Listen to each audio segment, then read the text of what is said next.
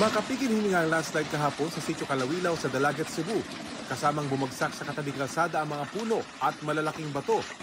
Ayon sa Dalagat MDRRMO, bukod sa landslide prone ng lugar, posibleng sanhin ng pagbigay ng lupa ang sunod-sunod na pag-ulan. Nadaraanan ng muli ang kalsada pero patuloy na nakabantay ang engineering team. Atay Lopez. Nakaranas din ng malalakas na pag-ulan ang Eastern at Northern Samar. Pinasok ng tubig ang ilang bahay. Base sa monitoring ng OCD8, nakaranas ng pagbaha ang mga bayan ng Hipapad, Dolores, Maslog, Arteche, Taft, Canavid at Borongan City sa Eastern Samar. Ganon din ang mga bayan ng Katarman, Katubig, Mondragon, San Roque at Bobon sa Northern Samar. Tabangin sanda, Lord! Lord, tabangin sanda! Sa Libacao, Aklan, tinangay ng rumaragas ang tubig ang balsang may lula na pasyente. Dali-dali itong hinabol ng mga residente, nasagip ang pasyente at dinala rin sa ospital. Nahulog naman ang truck na ito nang bumigay ang sementong daanan kasunod ng mga pag-ulan sa Kalibo. 2 nasugatan. Ginagamot na sila sa ospital. Yan yung mga mixer namin dito. Anong gagawin natin? Sa Puerto Princesa City sa Palawan, nalubog sa baha ang isang bakery, pati mga bahay at kalsada.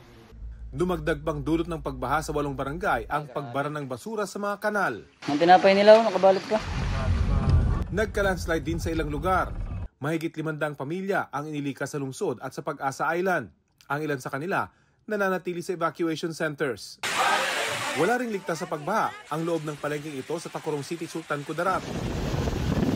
Sa Coronadal City, kakambal ng ulan ang malakas na hangin, kaya natuklap ang bubong ng 2 stall ng paputok.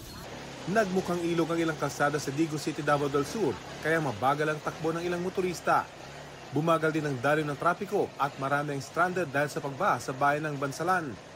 Umiiral ang northeastern monsoon o amihan sa malaking bahagi ng Luzon ayon sa Pag-asa. Nagpapaulan din ng shear line o pagsalubong ng mainit at malamig na hangin sa Southern Luzon at Visayas. Sa rainfall map ng Metro Weather, makikita na halos buong Pilipinas ang uulanin bukas, bisperas ng Pasko. May mga kulay dilaw at pula sa mapa, indikasyon na malalakas ang buhos ng ulan. Posibleng magpatuloy ang ulan hanggang sa Miyerkules, araw ng Pasko. Amihan, easterlies at shearline pa rin ang magpapaulan gaya sa Metro Manila, Central at Southern Luzon, pati Eastern Visayas. Easterlies naman ang makaapekto sa ilang bahagi ng Mindanao. Maghanda rin sa posibilidad ng localized thunderstorms sa iba pang bahagi ng bansa. Para sa GMA Integrated News, ako si Rafi Tima, ang inyong saksi.